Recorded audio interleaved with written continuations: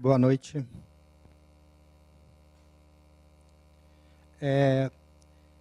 Eu não sei se vocês sabem, mas essas palestras, elas estão sendo baseadas no livro Jesus no Lar. Alguém aqui conhece esse livro? Quem já ouviu falar? Vai levantar o dedo, não precisa ficar envergonhado não. Esse livro, gente, é um livro que Neio Lúcio, o espírito Neio Lúcio, passou para Chico Xavier. E é um livro assim baseado em muitas coisas que Jesus falou na época dele. É um livro bastante interessante, e todos esses livros na realidade são, porque ele tem muitas verdades. E às vezes são verdades que a gente está precisando ouvir. Na quarta-feira, inclusive, todos nós, e aí eu me incluo nisso, estamos precisando ouvir essas verdades. Então, a nossa página são os sinais da renovação.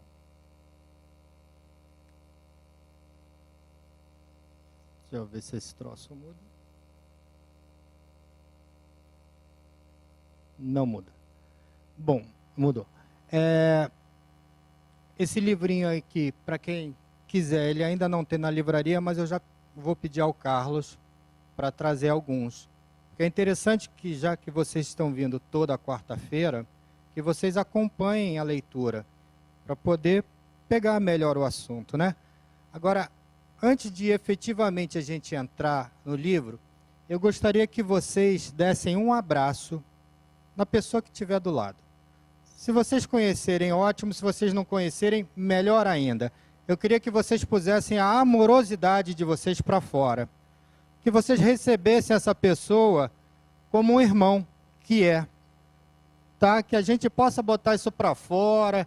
Às vezes a gente está agoniado, está precisando de um recado, precisando de uma força, e isso vai vir nesse abraço. O abraço é a expressão mais forte que a gente tem de passar o que nós somos. Não tem como eu fingir num abraço. Eu tenho como fingir quando eu falo e quando eu me apresento, mas não num abraço. O abraço sou eu mesmo, é o meu perispírito aqui, junto com o perispírito da outra pessoa. Então, é uma coisa que eu gosto muito. Dizem, inclusive, que chega a ser terapêutico. Um abraço de 20 segundos, 30 segundos é terapêutico. Então, vamos exercitar, né? Agora, eu vou dar uma lida, então, nessa página, para vocês conseguirem acompanhar melhor o nosso raciocínio, tá? A página, então, é Os Sinais da Renovação. Ante a Assembleia Familiar, o mestre tomou a palavra e falou persuasivo. E quando o reino divino estiver às portas dos homens, a alma do mundo estará renovada. Então ele estava numa assembleia familiar, na casa de alguém, e falou isso, né? E aí continuou.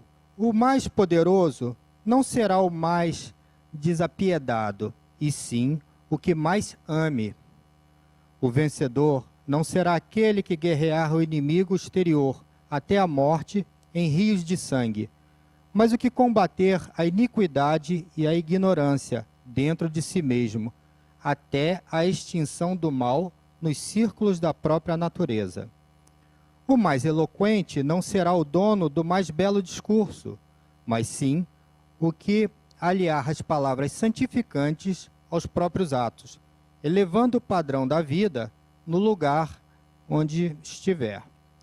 O mais nobre não será o detentor do maior número de títulos que lhe conferem a transitória dominação em propriedades efêmeras da terra, mas aquele que acumular mais intensamente os créditos do amor e da gratidão nos corações das mães e das crianças, dos velhos e dos enfermos, dos homens leais e honestos, operosos e dignos, humildes e generosos.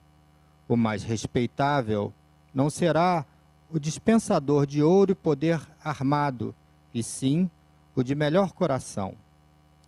O mais santo não será o que se isola em altares do supremo orgulho espiritual, evitando o contato dos que padecem por temer a degradação e a imundície, mas sim aquele que descer da própria grandeza estendendo mãos fraternas aos miseráveis e sofredores, levando-lhes a alma dilacerada aos planos da alegria e do entendimento.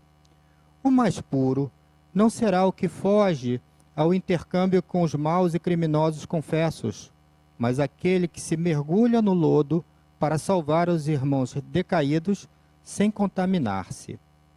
O mais sóbrio não será o possuidor de mais livros e teorias, o mais sábio não será o possuidor de mais livros e teorias, mas justamente aquele que, embora saiba pouco, procura acender uma luz nas sombras que ainda envolvem o irmão mais próximo. O amor divino pousou os olhos lúcidos na noite clara e que resplandecia lá fora, em pleno coração da natureza. Fez longo intervalo e acentuou: nessa época sublime, os homens não se ausentarão do lar em combate aos próprios irmãos, por exigência de conquista ou pelo ódio de raça, em tempestades de lágrimas e sangue, porquanto estarão guerreando as trevas da ignorância, as chagas da enfermidade, as angústias da fome e as torturas morais de todos os matizes. Quando o arado substituir o carro suntuoso dos triunfadores nas exibições públicas de grandeza coletiva, quando o livro edificante absorver o lugar da espada no espírito do povo, quando a bondade e a sabedoria presidirem as competições das criaturas para que os bons sejam venerados, quando o sacrifício pessoal em proveito de todos constituir a honra legítima da individualidade, a fim de que a paz e o amor não se percam dentro da vida, então uma nova humanidade estará no berço luminoso do divino reino. Nesse ponto, a palavra doce e soberana fez branda pausa, e lá fora, na tepidez da noite suave, as estrelas fulgurantes a cintilarem no alto pareciam saudar essa era distante. Então, esse texto assim, é um texto muito gostoso, é um texto que fala muito, é um texto que vale a pena a gente assim, destrinchar ele, a gente sair estudando cada uma dessas frases, cada um desses pontos, porque com certeza, se não todos os pontos possam nos pegar ou nos dizer alguma coisa, pelo menos um ou outro vai dizer. Provavelmente, para a maioria de nós, todos esses pontos estão dentro de nós. E é aí que a gente vai aprendendo, né? É aí, como ele falou, da sabedoria. Sabedor não é aquele que tem a teoria, que tem os livros, mas aquele que aplica esse conhecimento, né? A gente fala que sabedoria é exatamente o conhecimento aplicado. Então vamos lá. Os sinais da renovação. Então, o que seria a renovação em primeiro lugar? O que Jesus chama de renovação? Nós sabemos que o nosso planeta está em transição.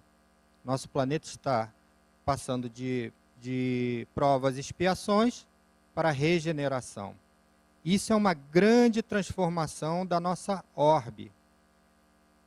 E aí vocês devem saber também que vários dos espíritos que aqui habitam hoje não habitarão mais quando terminar essa transição. Por quê? Porque eles não têm sintonia para permanecer nessa orbe. Então, nós, como espíritos, a gente está nos planetas ou nos locais que nós temos sintonia. E é bem assim que acontece no nosso dia a dia, né? A gente não vai, em geral, para algum lugar que a gente não goste, né? Ou se a gente for, a gente vai ficar chateado, vai se sentir mal. Tem gente que somatiza aquela energia negativa. Então, o ideal é que a gente não vá para lugares que a gente não se sinta bem, que a gente não tem sintonia.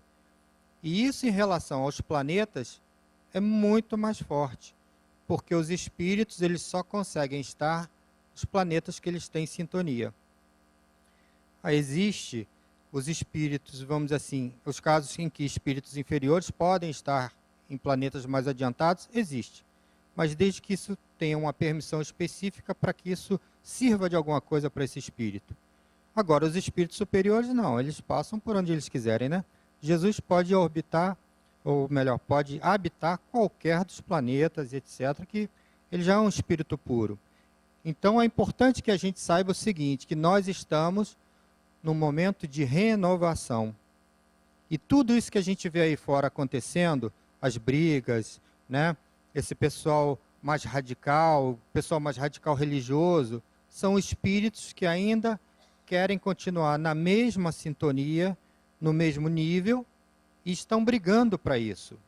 Vocês devem saber também que quando a gente modifica alguma coisa, em geral a gente tem que tirar a coisa velha, destruir, jogar fora, desmontar, para poder entrar coisa nova, né? Então, para entrar essa renovação, para entrar esse reino divino, a gente precisa tirar muita coisa velha. E todos nós temos muita coisa velha para tirar. E aí é o que a gente vai ver hoje. Como é que se faz isso? Qual o trabalho que eu posso fazer nessa obra de renovação? Porque o mundo não está fácil, né? Não está fácil para ninguém. Então a gente tem que olhar para os sinais. Nós somos abençoados porque nós temos uma doutrina espírita para explicar tudo para a gente. A doutrina espírita é uma receita de bolo de como chegar lá. É impressionante. Eu dou aula para o Mirim, né, para o Grude, para a infância e para a juventude, e na doutrina espírita eu consigo explicar praticamente tudo que eles querem saber. Praticamente. Eles podem ou não acreditar, né, mas existe uma explicação. A gente só não explica aquelas coisas que estão acima da nossa capacidade de entendimento. E isso acontece muito quando a gente fala de Deus, né? O que é Deus? Pronto, aí para por aí mesmo o papo, porque é muito difícil a gente entender. Na realidade, é a pergunta mais difícil, é saber o que é Deus e o que é Deus para nós.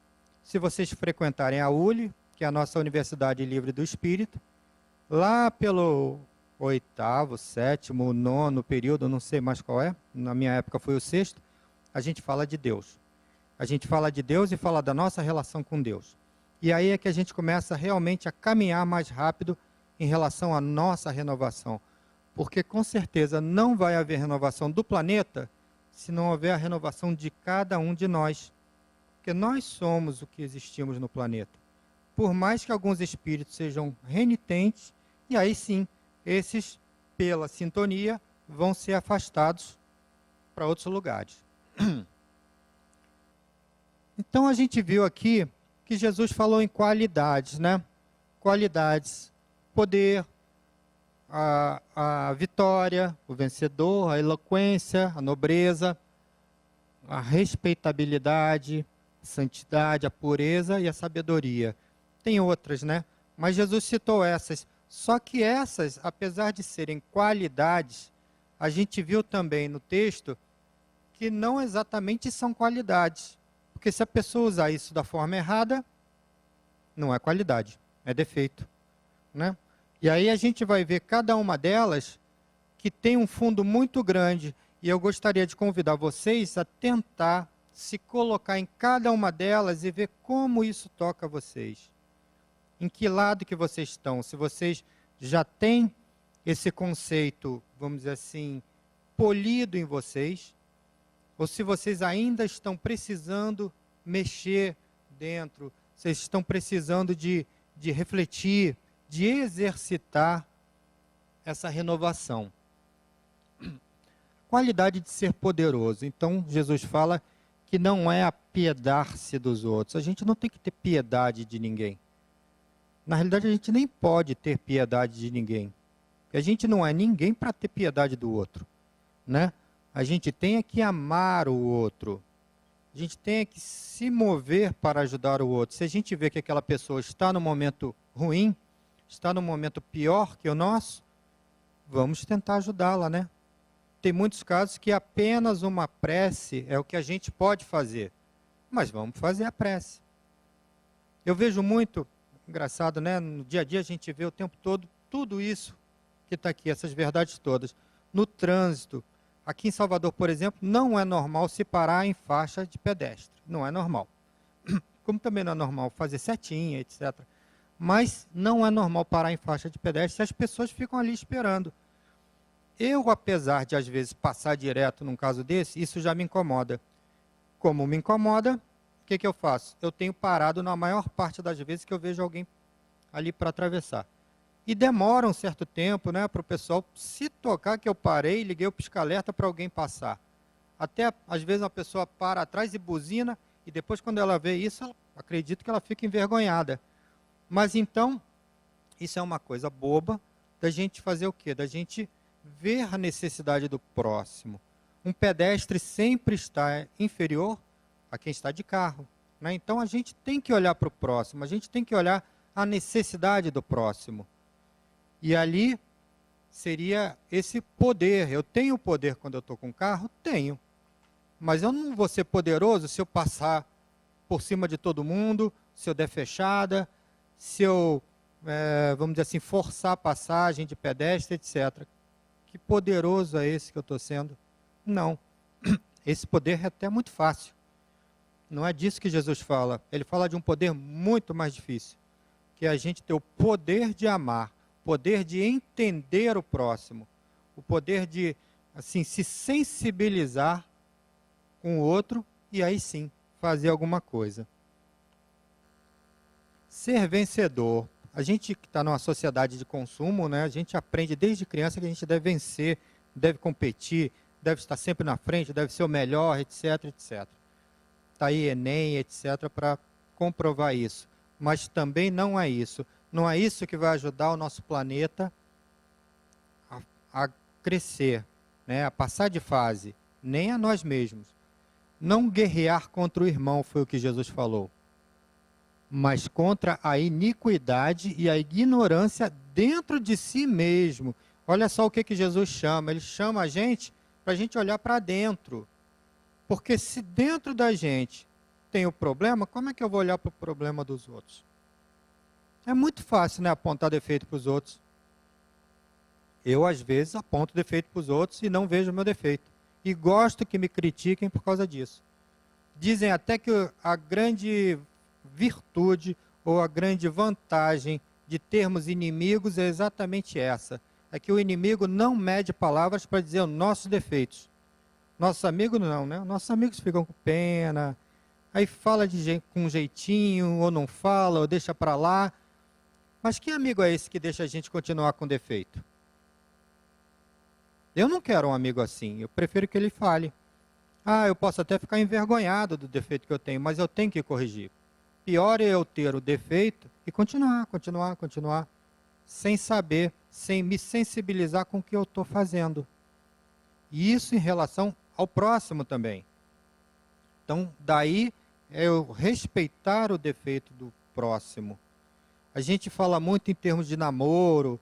Não, mas se você vai namorar, cuidado com quem você vai namorar, porque quando começa o namoro é uma coisa e depois muda. Na realidade, ninguém muda, né? A gente é o que é, o máximo que a gente faz é crescer, entender as coisas e tentar ir se modificando aos poucos. Mas exatamente mudar em pouco tempo, ninguém muda. Então, a gente tem que aceitar o próximo. A partir do momento que a gente está com alguém e passa a aceitar como aquela pessoa é, não fica se iludindo que ela é assim, ou deveria ser assim, ou assado, aí o negócio começa a dar certo. Porque aí eu estou com quem aquela pessoa é. Eu não estou com quem eu idealizo aquela pessoa. E nós temos, assim, uma mania de idealizar todo mundo. A própria moda serve para isso, né? Serve para fazer um ideal. Todo mundo ser igual. Vocês notarem, muita coisa é igual por causa da moda. E aí, se eu estou na moda, ótimo, ninguém vai olhar para mim e reclamar, porque eu estou igual a todo mundo. Mas tem gente que não, tem gente que já passou por cima disso, que já transgrediu isso, e fala assim, olha, eu sou o que eu sou, goste quem quiser, não goste quem não quiser, e pronto.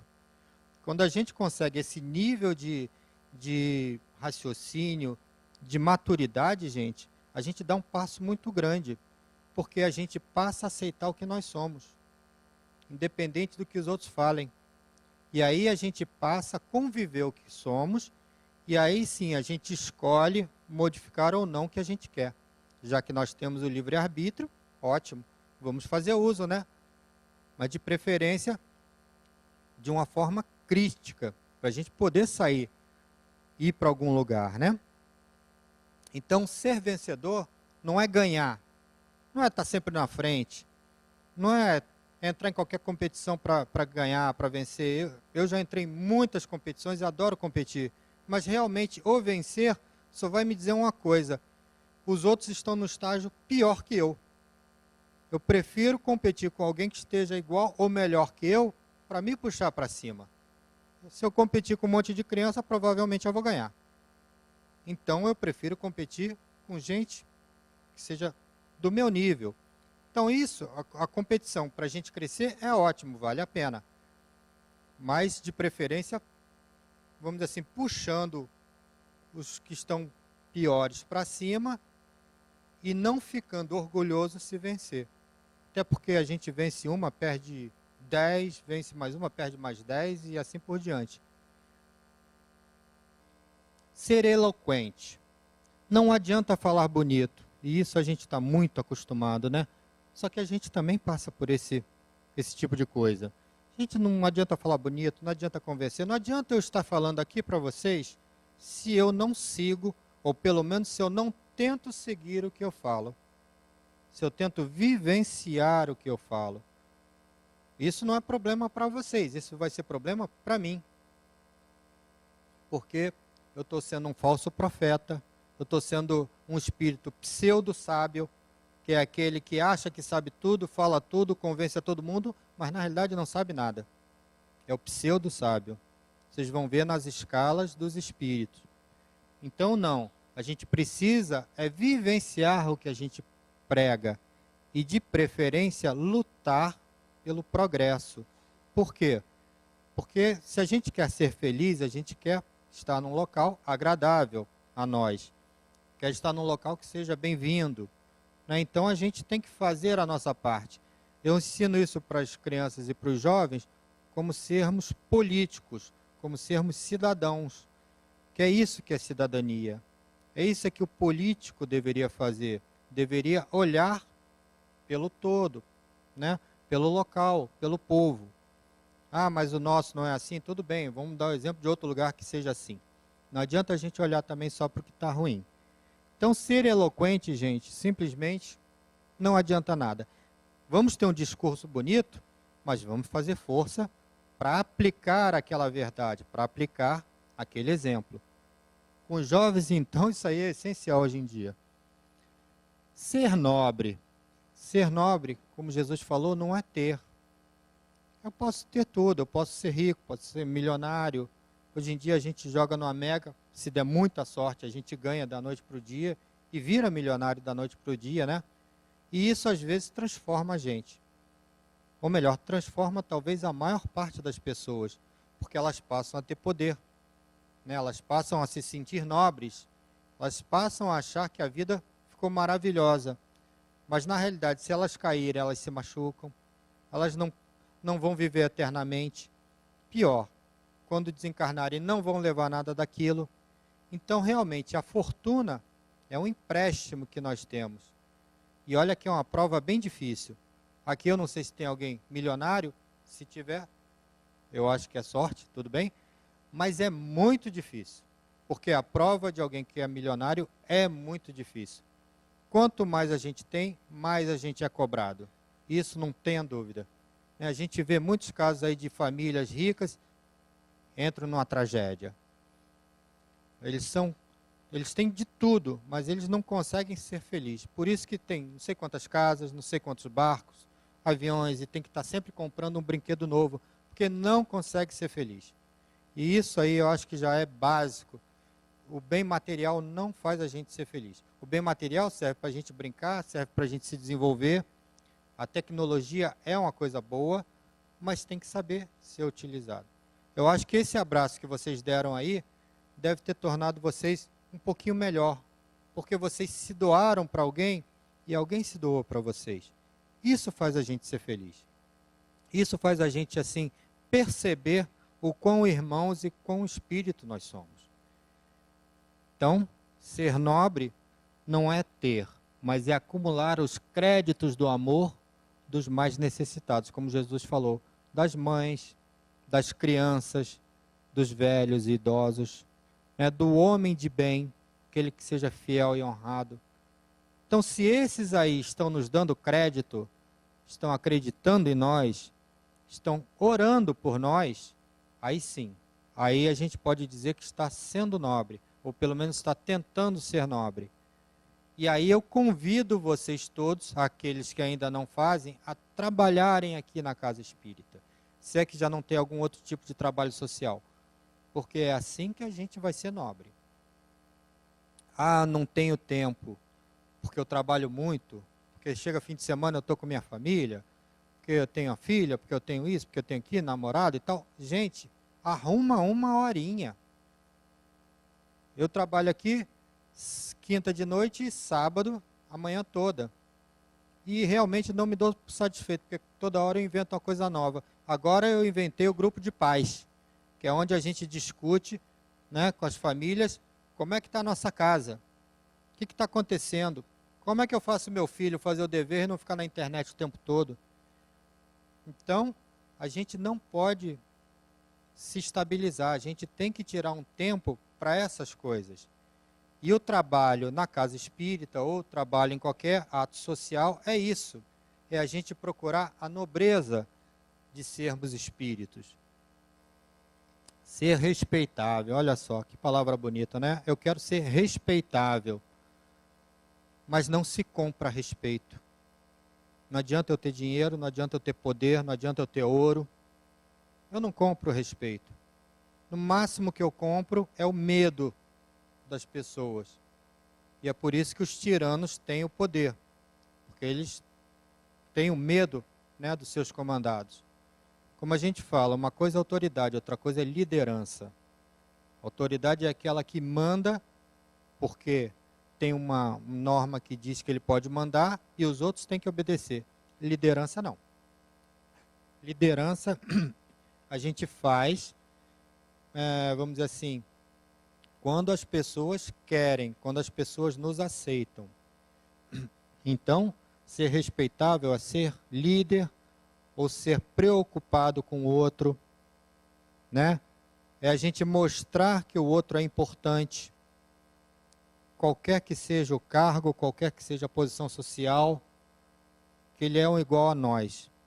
E para aqueles que já se entendem um pouco como espíritos e já sabem um pouco como funciona isso, a gente sabe que numa vida a gente vem rico, na outra a gente vem pobre, numa a gente vem branco, na outra a gente vem negro, amarelo, azul, cor de abóbora, que for. Eu, por exemplo, nessa vida eu vim parecido com Brad Pitt. Não assim que eu acho alguma coisa, porque eu não acho, mas ele deve achar bacana. Você vê que ele aparece muito e tal. Pois é, para mim isso aí não quer dizer nada. Mas enfim, a gente tem que aceitar o que é e tem que aceitar o que as pessoas são. E respeitar principalmente o que as pessoas são. Aí a gente vai conseguir o respeito delas e vamos ser respeitáveis. E ser santo? Ah, ser santo. Será que alguém aqui é santo? Talvez, né, em espírito, tem algum santo aqui, mas encarnado, com certeza não tem nenhum santo. Mas como é que a gente pode tentar ser santos nesse sentido? Né? Santo não é aquele espírito desenvolvidíssimo que a gente acha que os santos são e etc. Não, Jesus não falou isso. Jesus mostrou que ser santo é aquele que procura os miseráveis sofredores e lhes estende as mãos. Vocês não sabem, mas muitos de vocês, durante o sono, vocês saem em caravanas de espíritos para pegar o pessoal que está no umbral. São as turmas de resgate do umbral. Com certeza, alguns aqui devem fazer isso. Outros fazem outras coisas. Mas sempre tem esses. Isso aí é ser santo. Vocês nem sabem, de repente, vocês são santos. Vocês vão no umbral. Olha que no umbral não é mole. Deve ser uma coisa horrível. E a gente não pode nem resgatar todo mundo. A gente fica com pena. Mas o espírito que sai de lá, ele só sai quando tiver condições de sair. Enquanto não tiver condições de sair, não sai. A gente vai tentar ajudar aqueles que podem sair. São as turmas que a gente chama de resgatistas. Vão lá para o umbral. No caso, acredito aí que alguns vão aí durante a noite. Às vezes vocês acordam muito cansados, vocês têm sonhos ruins, é lembrança disso, viu, gente? Pode até nem ser, mas às vezes é. A gente chama de sonhos mediúnicos. É interessante a parte dos sonhos, tá? Então, ser santo para nós, agora não vai ser aquele que reza isolado, e faz mantra, e faz não sei o que, não. Santo é aquele que vai ajudar o próximo. A gente tem um exemplo excelente aqui da Bahia, que é a Irmã Dulce, né? Irmã Dulce, para mim, é um exemplo de ser santo. Que ela é. Tem outros, claro. Ser puro. Ser puro, então, é mais difícil ainda. É aquele que mergulha no lodo para salvar os irmãos sem contaminar-se. Esse sem contaminar-se é muito importante. Por quê? Porque muitos de nós queremos ajudar o próximo, mas quando a gente vai lá, onde eles estão, lá no buraco que eles se encontram, a gente acaba ficando também. A gente acha legal. Puxa vida, você está aqui, eu vim te tirar, mas eu vou ficar mais um pouquinho, tal, vou tomar mais uma. Pois é, aí a gente não tira ele e acaba ficando. E aí tem que esperar alguém resgatar a gente. Pureza é muito difícil. A gente ser puro de espírito, a gente não ter nenhum interesse, simplesmente a gente ter o interesse de tirar aquela pessoa daquela situação difícil, é muito difícil, sim. Às vezes até em cima de muito esforço e muito sofrimento nosso. Quer ser puro? Ser puro é isso. São coisas, são qualidades que Jesus mostrou, que todos nós temos condições de ser. Agora, quanto a gente trabalha para isso? Qual de nós, assim, pode dizer, não, eu estou numa atividade ou em algumas atividades que eu sempre me preocupo com isso. Eu me preocupo com isso no trabalho. Eu me preocupo com isso em casa, com meus filhos, com meus empregados, etc. Eu acredito aqui que tem a gente assim aqui. E está no caminho certo. Mas ainda não é a maioria. Por isso Jesus falou, quando essa situação chegar à porta do planeta, chegar à porta da humanidade, aí o planeta cresce. Aí o planeta se desenvolve, né? E nós juntos. Ser sábio, que foi a última das qualidades que Jesus falou. De nada adianta colecionar conhecimentos. Então, de nada adianta eu estar em casa espírita desde 1990, de eu evangelizar, de eu estudar, de eu ter feito a ULI, de eu ter feito curso de passe, etc., blá, blá, blá, se eu não utilizar, gente. Se eu não chegar assim na rua e uma pessoa tiver com problema, se eu não me sensibilizar com ela, se eu não quiser pelo menos conversar com ela para dar algum tipo de apoio, não adiantou nada. Nada. Que a gente chama da pessoa que é resignada. Pessoa que é resignada é aquela que passa por um sofrimento, mas não fica acusando Deus, acusando os espíritos, falando besteira. Não, mas eu sou muito sofredora, mas por que eu não mereço? Não, isso não é ser resignado. Isso aí está passando pela prova ou pela expiação e vai ter que passar de novo, porque não aprendeu. Ser resignado é aquele que passa por isso e sabe que tem um para quê. Tem uma causa para isso. E que aquilo é uma forma da pessoa burilar esse problema, da pessoa ir limpando ou seu perispírito, ou sua mente, a sua consciência, ou o que quer que seja. A gente tem que passar por isso. Então não adianta eu ser sábio se eu estudo e sei de cor a doutrina espírita. Não. Adianta é se eu me preocupo com as pessoas a ponto de eu estudar mais para ter o que falar com elas. Para chegar numa palestra e não ficar assim só lendo ou só decorando as coisas. Eu, então, nem se fala, porque eu não consigo decorar. Parte das coisas que eu falo realmente são intuições, são os espíritos que me passam e, graças a Deus, os espíritos estão sempre comigo. Porque a hora que não tiver, talvez dê um branco e eu não fale nada. Não quer dizer que eu seja médium para ficar recebendo o que os espíritos falam, não. Infelizmente, se eu for algum tipo de médium, eu sou aquele médium porta. Aquele médium que não vê, não ouve, não fala, não faz nada. Só se for. Já me disseram que eu sou médium evangelizador, ou de evangelização. Aí talvez seja. Mas, de qualquer forma, a gente tem que se descobrir. A gente tem que se reconhecer. E a gente tem, principalmente, que aprender, estudar e fazer o esforço de botar em prática.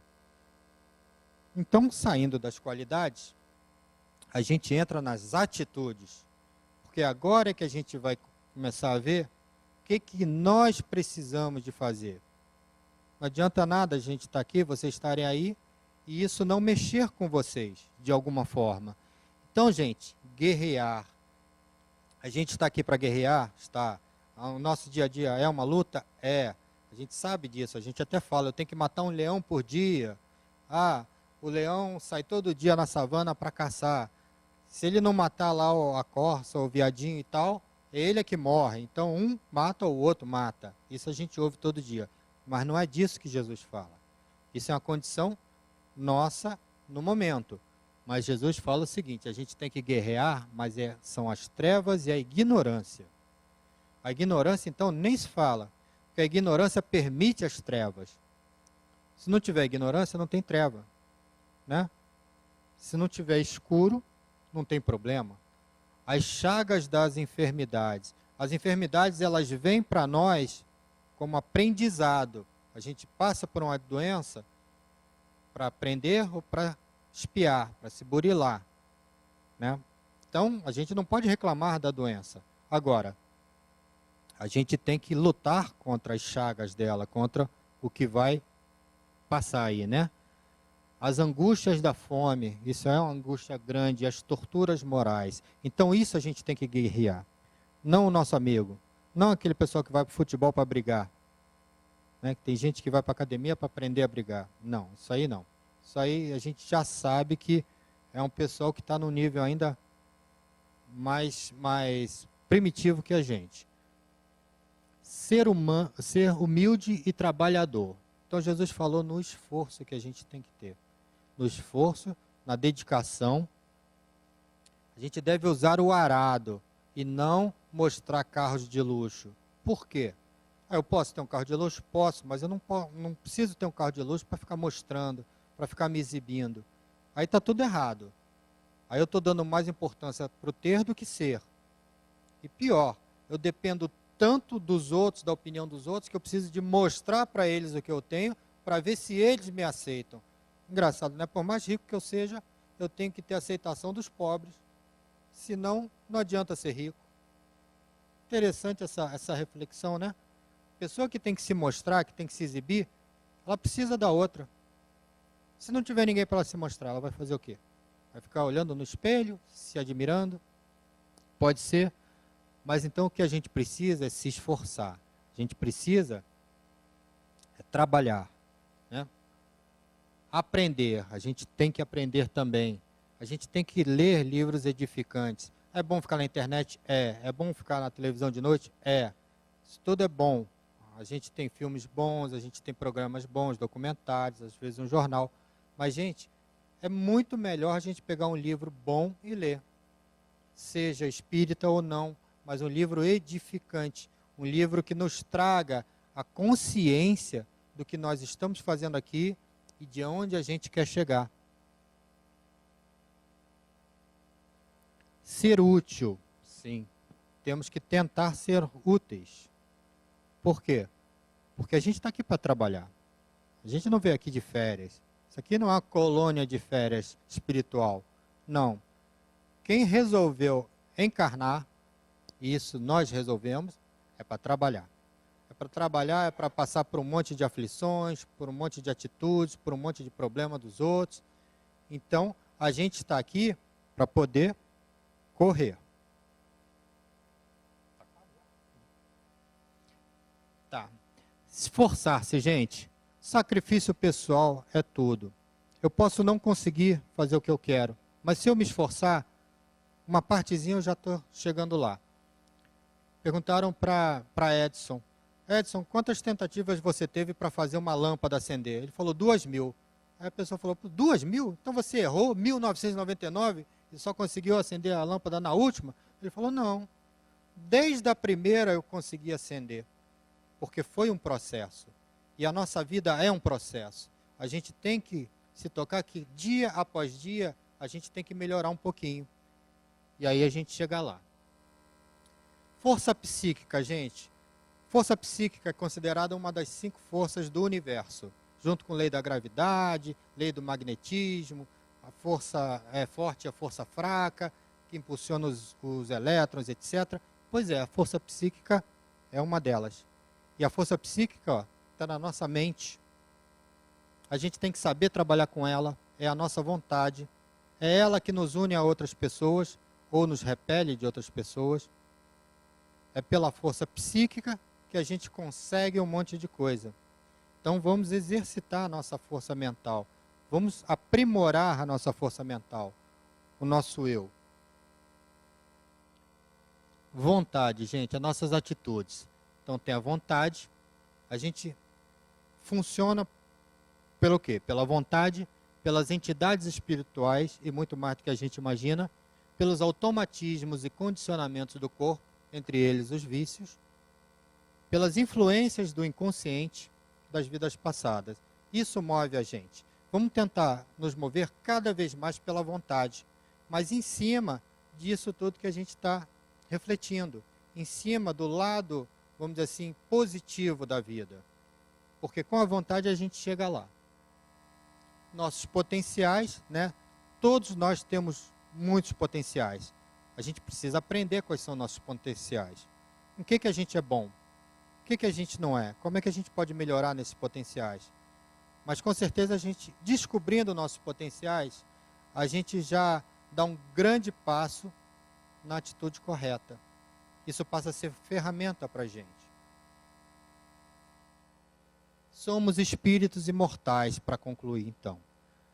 Escolhemos o nosso caminho, e realmente nós escolhemos o nosso caminho.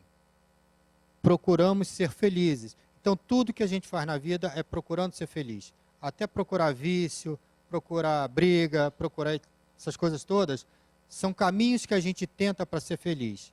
Claro que a gente sabe que algum desses caminhos não vão levar ninguém à felicidade, a comprar as coisas, etc. Não vão levar.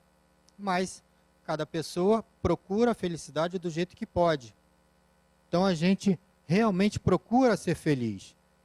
Só que a gente tem que procurar da forma correta.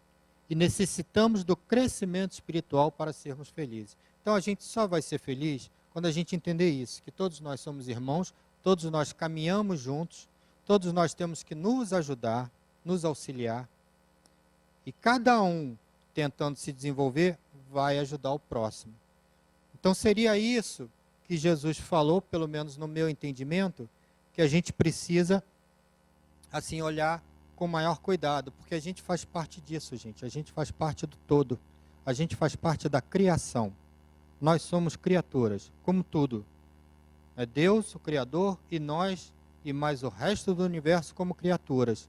Então que a gente possa ter a sensibilidade de se sentir criaturas, de se sentir irmãos, e que a gente possa, então, fazer por onde sermos dessas criaturas com um pouquinho mais de qualidades, um pouquinho mais de virtudes.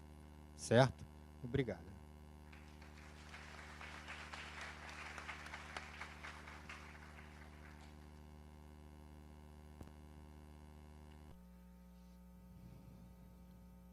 Agradecemos a Renato por nos proporcionar esses momentos de reflexão. Informamos que a seguir teremos a visualização terapêutica, etapa que faz parte do tratamento. Desta forma, é importante que vocês permaneçam no auditório. Vamos agora dar início ao passe coletivo. Convidamos a equipe de médios passistas para se posicionarem.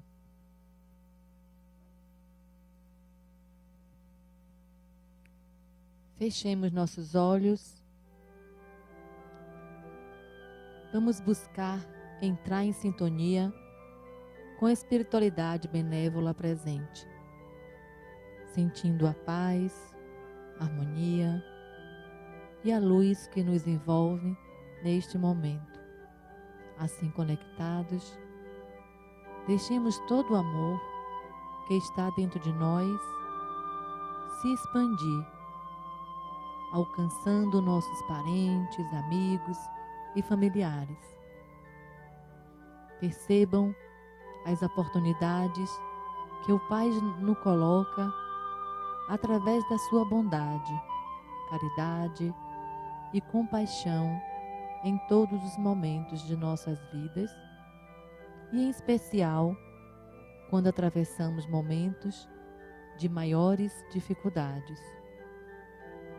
Agradecemos a todos esses irmãos devotados por mais um dia de trabalho com dedicação e empenho. Que Deus nos abençoe, nos ilumine e nos proteja, hoje e sempre.